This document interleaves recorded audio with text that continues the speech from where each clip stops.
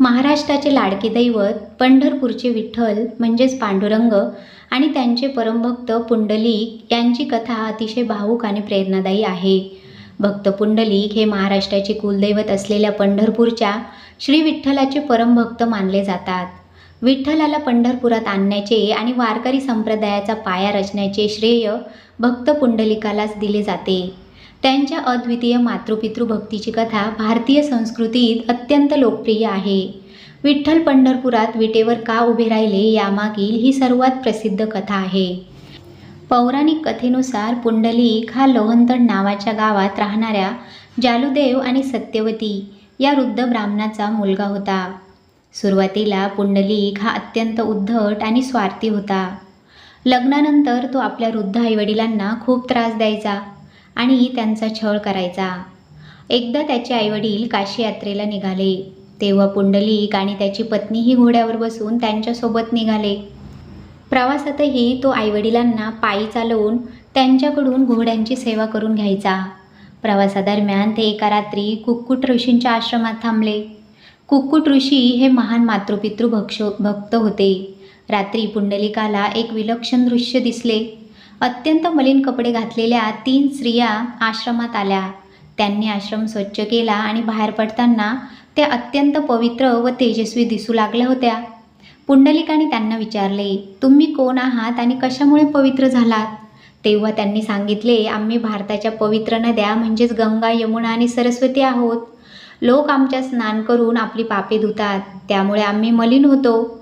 पण या आश्रमातील कुक्कुट ऋषी आपल्या आईवडिलांची निस्सीम सेवा करतात। त्यांच्या या सेवेच्या पुण्याने आमची पापे धुवून आम्ही पुन्हा पवित्र होतो। हे ऐकून पुंडलिकाचे डोळे उघडले। त्याला आपल्या कर्माची तीव्र जाणीव झाली आणि तो पूर्णपणे बदलला। परिवर्तनानंतर पुंडलिक आपल्या आईवडिलांना परत पंढरपुरात म्हणजे दिंडीरवन येथे घेऊन आला। रात्रंदिवस त्यांची सेवा करू लागला। त्याची ही भक्ती पाहून साक्षात भगवान विष्णू अत्यंत प्रसन्न झाले आणि ते पुंडलिकाला दर्शन देण्यासाठी त्याच्या दारात आले। भगवान दारात उभे राहून म्हणाले, पुंडलिका, मी तुझा देव आलो आहे, दर्शन घे। परंतु पुंडलिक त्यावेळी आपल्या आईवडिलांचे पाय चेपण्यात म्हणजेच त्यांच्या सेवेत व्यस्त होता। पुंडलिकासाठी आईवडिलांची सेवा हीच खरी ईश्वर भक्ती होती। त्यामुळे त्याने देवाकडे न पाहता जवळच पडलेली एक वीट देवाच्या दिशेने सरकवली आणि म्हणाला, देवा, माझी आईवडिलांची सेवा पूर्ण होईपर्यंत तुम्ही या विटेवर उभे राहा। भगवंताला भक्ताच्या सेवेचा इतका अभिमान वाटला की ते कमरेवर हात ठेवून त्या विटेवर उभे राहिले। पुंडलिकाची सेवा पूर्ण झाल्यावर त्याने देवाची क्षमा मागितली आणि देवाकडे वर मागितला की तुम्ही याच रूपात सर्व भक्तांच्या कल्याणासाठी इथेच निवास करावा। भगवंताने तथास्तु म्हटले आणि तेव्हापासून विठ्ठल पंढरपुरात विटेवर उभा आहे। पांडुरंग नाव कसे पडले? आई वडिलांची सेवा पूर्ण करून जेव्हा पुंडलिक बाहेर आला तेव्हा त्याने देवाचे साक्षात रूप पाहिले। देवाने त्याला वर मागण्यास सांगितले।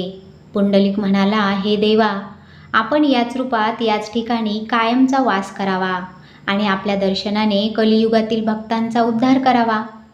त्यावर देवाने तथास्तु म्हटले।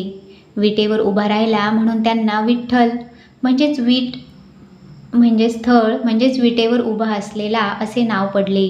तसेच पुंडलिकाने देवाला पांडुरंगा म्हणजे श्वेत शुभ्र किंवा पवित्र रूप म्हणून आळवले, म्हणून त्यांना पांडुरंग असेही म्हणतात। आजही पंढरपुरात विठ्ठल दोन्ही हात कमरेवर ठेवून विटेवर उभे राहून आपल्या भक्तांची वाट पाहत आहेत। ही कथा आपल्याला शिकवते की जगात मातापित्यांची सेवा हीच सर्वात मोठी देवपूजा आहे।